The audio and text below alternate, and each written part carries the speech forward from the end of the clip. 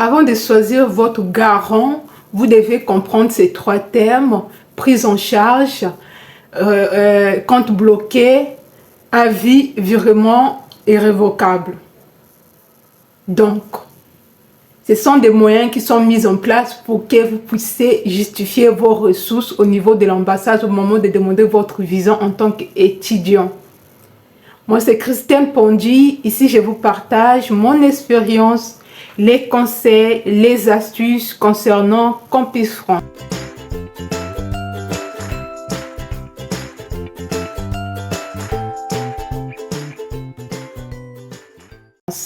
Donc, vous avez trois thèmes qui étaient mis en place pour justifier vos ressources avant de demander le visa, que vous devez comprendre après votre entretien, avant de faire le choix de votre garant.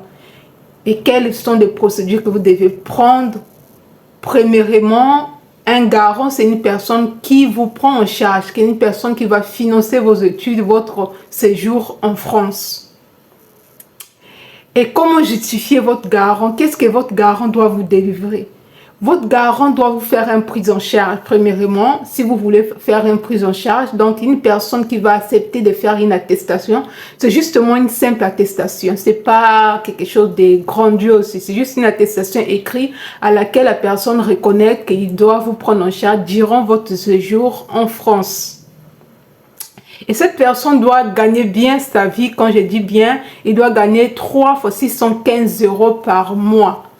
Et aussi, il doit vous fournir certaines pièces, comme l'avis d'imposition et ce que vous devez vérifier sur l'avis d'imposition des nombres de personnes prises en charge des gens dans cette foyer. Parce que ça peut aussi empêcher, quand vous délivrez le visa, si la personne prend en charge beaucoup des enfants dans son foyer, là, ça va coincer.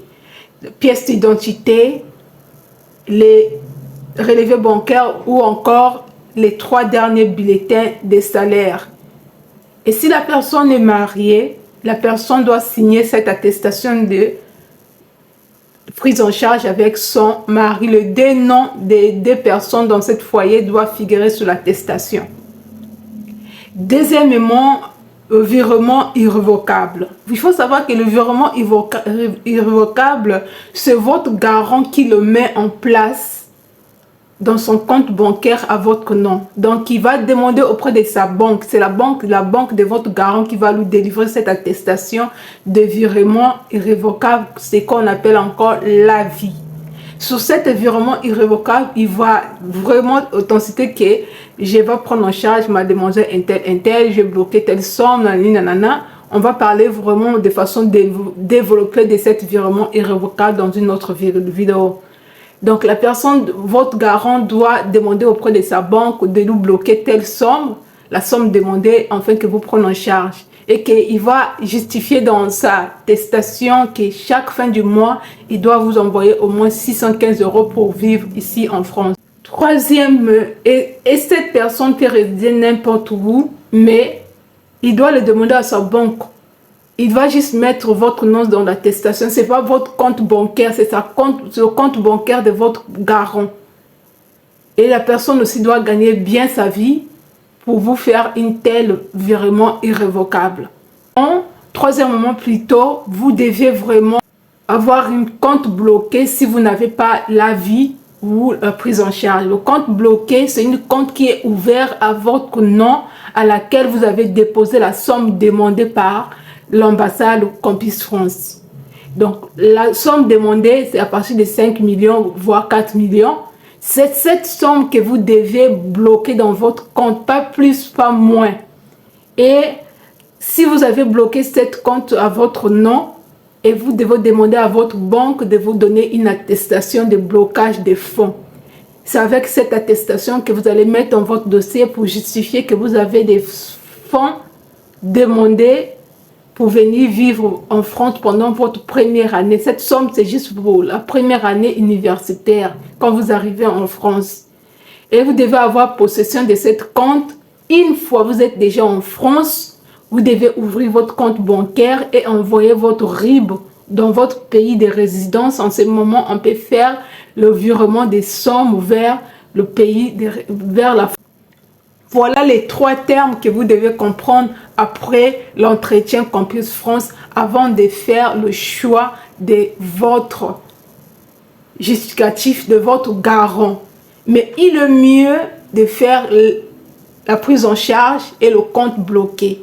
Et j'ai oublié au niveau du compte bloqué, si vous avez une attestation d'hébergement à titre gratuit, on vous demande d'avoir la moitié de la somme demandée pour le compte bloqué.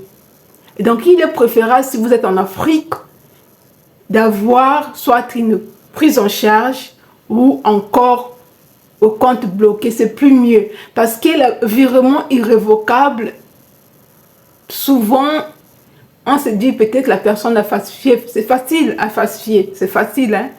Donc, c'est mieux pour vous, les deux là, c'est plus valable, c'est plus faisable d'avoir facilement le visa avec.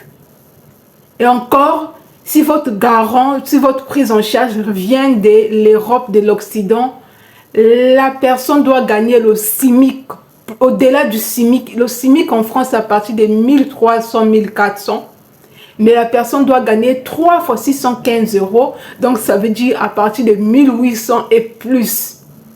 Surtout s'il a encore des personnes à charge, des enfants en bas âge, la personne doit gagner au moins au-delà de 2000 € pour que la personne puisse vous faire la prise en charge. Et s'il est marié, je répète, la personne doit rédiger cette attestation avec son mari ou sa femme. Je soussigne monsieur un tel, madame un tel, nanani nanana. Parce que dans la vie d'imposition, souvent il y a le deux noms du couple.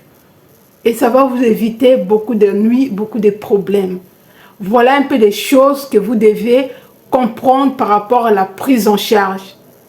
Et c'est très important, c'est très capital. Beaucoup de gens ignorent. N'attendez pas la dernière minute. Dès que vous finissez l'entretien, mettez ça en place.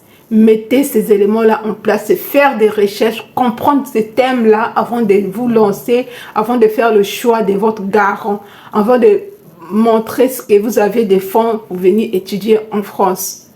Donc, si cette vidéo vous apporte la valeur ajoutée, n'hésitez pas de vous abonner, de partager dans vos groupes et de liker et de me mettre dans les commentaires ce que cette vidéo vous apporte ou bien ce que vous voulez que je parle pour la prochaine vidéo. Encore, n'oubliez pas de vous abonner pour soutenir la chaîne. Merci. Donc, c'était tout pour aujourd'hui. Je vous dis à très bientôt.